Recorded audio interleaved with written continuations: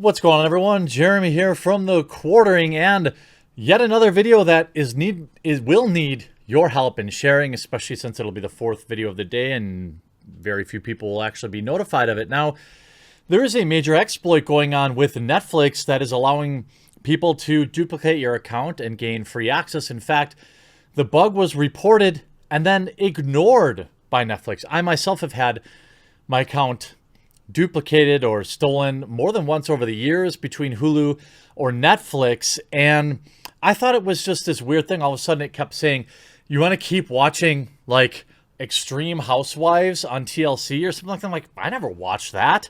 And then like, I know you're typing, sure you didn't, Jeremy, but no, I really didn't. I would own it.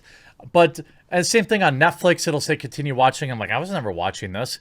Finally, I just changed my passwords eventually, and magically all these things went away. I thought they were trying to just cram this kind of stuff down my throat like YouTube does. But nonetheless, a person named Varun Kakumani, the security researcher who discovered a weakness and privately reported it through BugCrowd, said the attack is possible because of two things. One, the continued use of clear text HTTP connections rather than secure and encrypted HTTPS connections by some Netflix subdomains, and the failure of Netflix to equip the session cookie with a secure flag, which prevents transmission over unencrypted networks. Now, before I get too technical, the takeaway here, update your password, share this video so other people know that there may be people out there who have their password and are freebooting off of their account without their knowledge.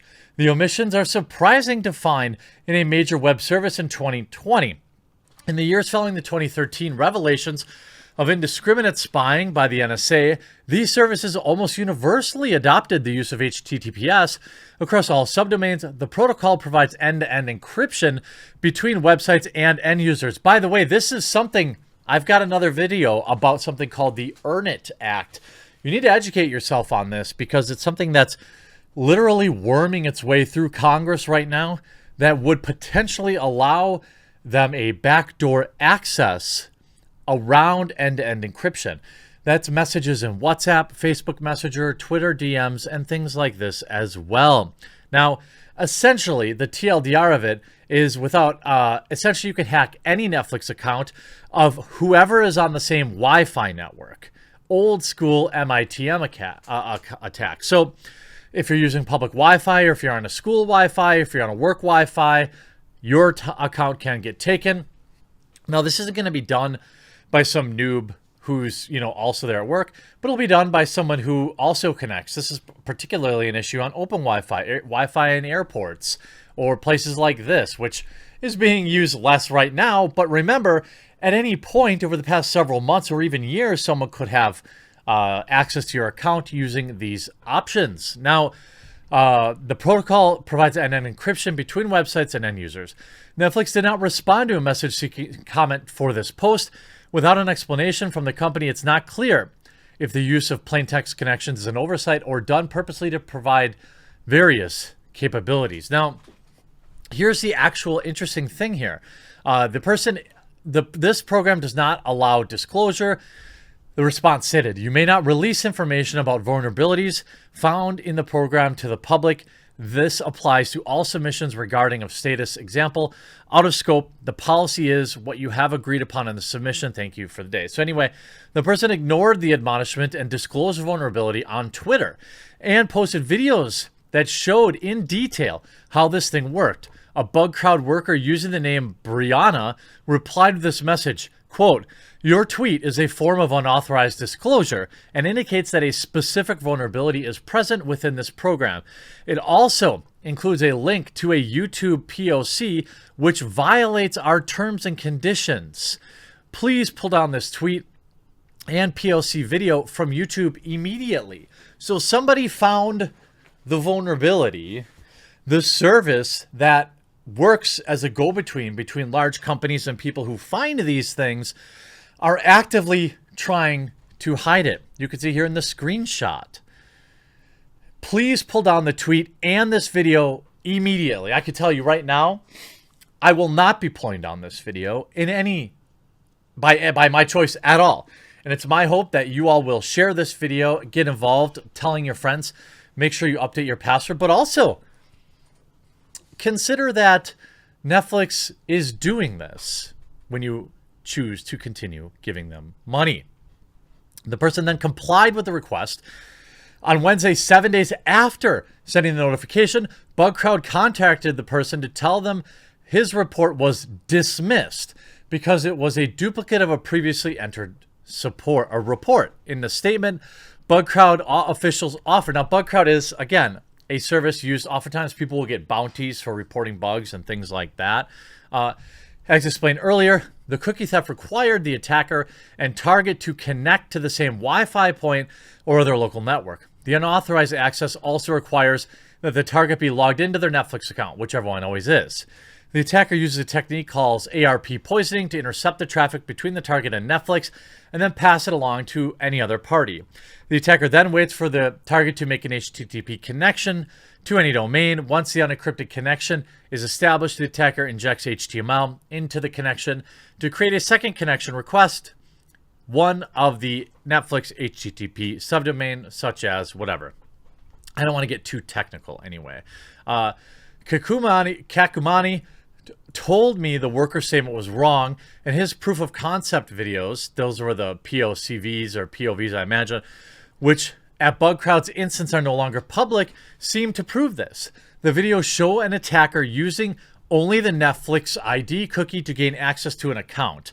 In any event, attackers who gain unauthorized access can't take over the account since changing passwords or associated email addresses require knowledge of the account password, but they can still watch videos on the target's watch history and watch their phone number and others, get access to their personal data.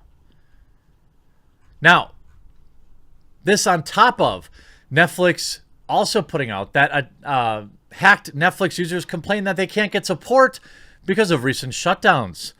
With most Americans at home indoors to help flatten the curve, streaming platforms have never been this busy.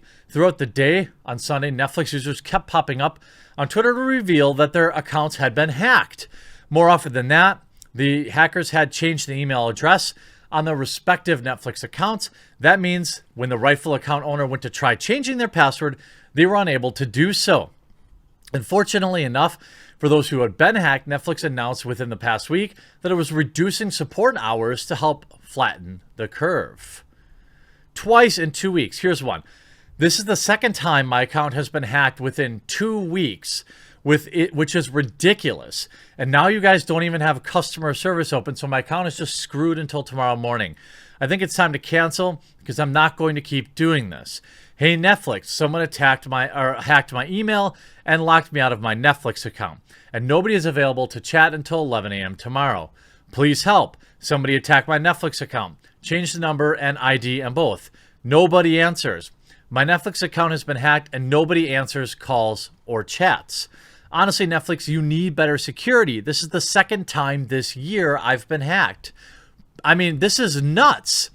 Hundreds, thousands of people asking for support when ultimately Netflix needs to provide better support. All this while, sure, they have time to say that Netflix now claims users will still get HD and Ultra HD streams amid HD and Europe bandwidth crunch, but with lower quality. That seems counterintuitive, doesn't it? Netflix is squeezing bit rates back to reduce the strain on bandwidth-stressed networks worldwide, starting in Europe and UK. But the company is telling customers in affected regions that, technically speaking, they'll still be able to stream HD and even Ultra HD content, just that the video will be delivered with lower image quality. Like, what? So, less 4K? What? I mean, it's either HD or it's not. The company is telling customers in affected regions that, technically speaking, they will still be able to stream HD and Ultra HD content, just as the video will be delivered in lower quality. Netflix is targeting a temporary 25% reduction in overall bandwidth with consumption to ease overload networks during everything going on, responding to a plea by the European Union. This company this week started the cutbacks in various countries where the networks have been hit the hardest. We're now deploying this across the rest of Europe and the UK. Well, I can assure you that it's probably going to be happening in the US. And this is just the first step. This is the stuff I was actually talking about just the other day. Now, Netflix is doing it on their own volition here, but who knows what's been happening behind the scenes, because it says at the urging, right? According to Florence, the action we've taken maintains the full range of video resolutions. So whether you've paid for Ultra HD or HD or standard, you will still be able to continue depending on the device you're using. To chop bandwidth utilization networks for the next 30 days, Netflix has removed the highest bandwidth streams, i.e. with the best quality, he said. If you are particularly tuned in to video quality, you may notice a very slight decrease in quality with each resolution, but you will still get video quality you paid for. This whole thing seems really counterintuitive. Netflix is arguing that it will deliver video in resolution for each format.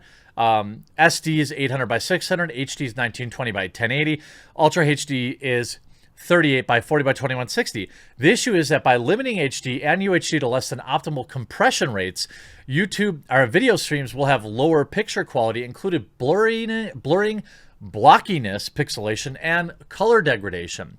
Netflix isn't the only one clamping down on video streaming bit rates. Others joining EU-led cause include YouTube, Amazon, Apple, Disney, in which Netflix said to be aiming for 25% reduction in Disney Plus bandwidth utilization for the launch in utilization and launch in the UK and Europe starting March 24th. That's today. Now, I assure you this will come to the United States. Quick update, though. As of 3/23, after what looks like some of our pressure, but I think it's still important that people update their passwords. So keep sharing this video so that people update their passwords. A Netflix spokeswoman finally replies after a week, said the dismissal of this bug report on the grounds it was out of scope was a mistake on the part of the company. The company has since confirmed the validity of the report and began rolling out a fix for Friday. And they have since confirmed this. The spokeswoman said that the research will receive a bounty, although she didn't say how much it will be.